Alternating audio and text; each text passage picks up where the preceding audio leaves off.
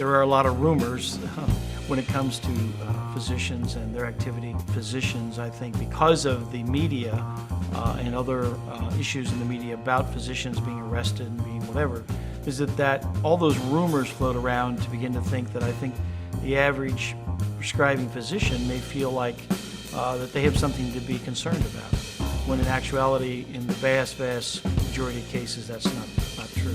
As the numbers of accidental overdoses has increased, there has been a lot more media scrutiny on the problem of misuse, diversion, and abuse of opioid medications. And as a result of that media scrutiny, there has been more legislative inertia that has caused increased scrutiny of healthcare providers, both by criminal prosecutors and by other regulatory bodies like state medical boards.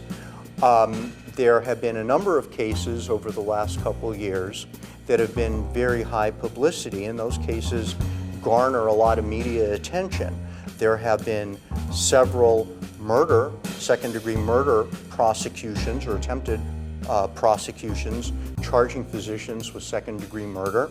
There have also been several manslaughter ones. Now, those cases generate a lot of publicity, partly because it's the media's job to report what sells. The reality, however, is criminal matters are extremely rare, and a physician who is well-trained, acting in good faith, and who keeps current and up to date on the latest developments in continuing medical education in terms of pain management is unlikely ever to be a target of criminal investigators or criminal prosecutors. With respect to administrative and medical board scrutiny, while that's a lot more prevalent than criminal cases, that can be avoided as well, so long as a physician remains current, up to date, and knowledgeable about the best practices regarding prescribing of opioids. I think in the current climate, with the recent media attention over the last several years and months, investigators are focusing on physicians who are prescribing for pain. What is very, very important is if you are going to be in the business of treating chronic pain, you have to take extra care to protect yourself. And that care means very detailed histories that are well documented and thorough, proper physical examinations, appropriate treatment plans that reflect a knowledge of the most current, up-to-date developments in treating pain, as well as subsequent monitoring to make sure that the drugs are being used appropriately, not being diverted.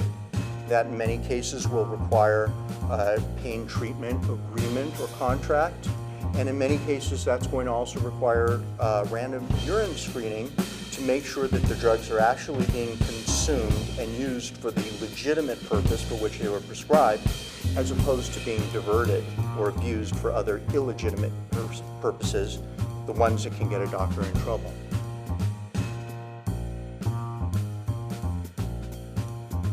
If you're in the business of pain management, I think and prescribing opiates, I would think you would want to have a contract, or whatever you want to call that. Some people don't like the word contract, but an agreement with a patient that tells you, hey, I may notify the police if you do such and such, or I may need a urine screen or a pill count, or I may check your prescription monitoring program. And here's the things that could happen if you violate this contract, this agreement.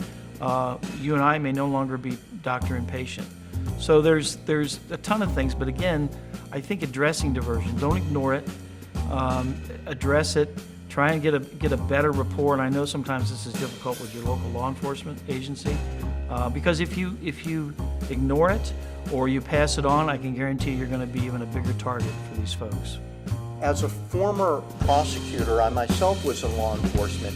Now I'm on the side where I vigorously defend doctors, sometimes doctors who have made mistakes, or sometimes doctors who are operating out of improper motives.